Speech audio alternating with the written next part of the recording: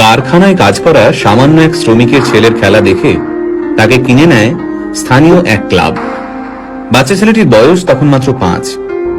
কিন্তু ভাগ্যের কি পরিহাস, মাত্র 11 বছর বয়সে এক বিরল রোগ ধরা পড়ল এই বিস্ময় বালকের। পরিস্থিতি এমন হলো যে চিকিৎসা শুরু না হলে বাচ্চাটির প্রাণ সংশয় হতে পারে। সেই চিকিৎসার জন্য মাসে 75,000 টাকা প্রয়োজন। কিন্তু সামান্য এক শ্রমিক বাবা কিভাবে জোগাড় করবেন এই টাকা?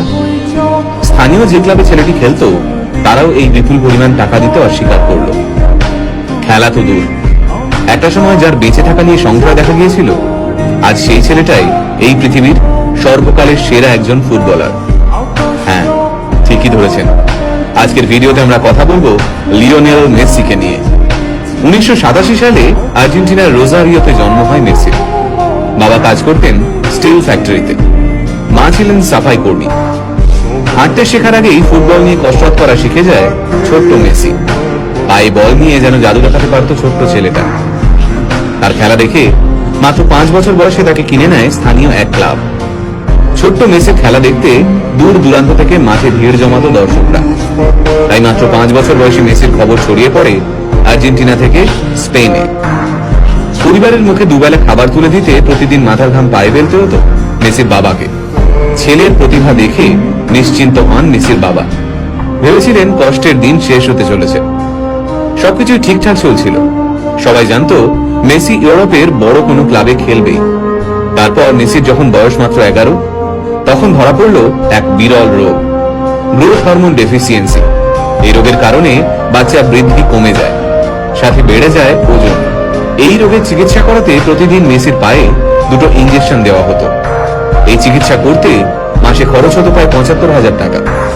মেসির পরিবারের পক্ষে এই বিপুল পরিমাণ টাকা দেওয়া অসম্ভব হয়ে দাঁড়ায়। আর ওই সময় মেসির ক্লাব এই বিপুল টাকা দিতে অস্বীকার করে। চিকিৎসার খরচ জোগাতে বিভিন্ন ক্লাবের দরজায় দরজায় ঘুরতে থাকেন মেসির বাবা।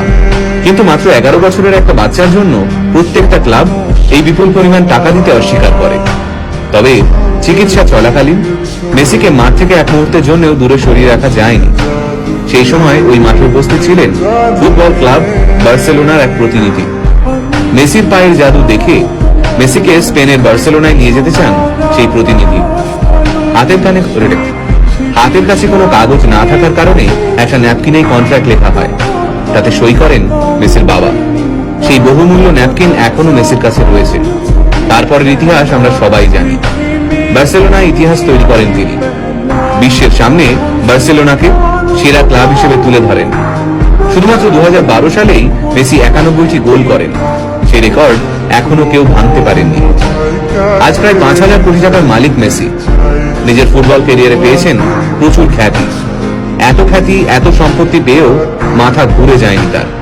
বিয়ে করেছেন সেই ছোট্টবেলার বান্ধবী আন্তোনেলাকে।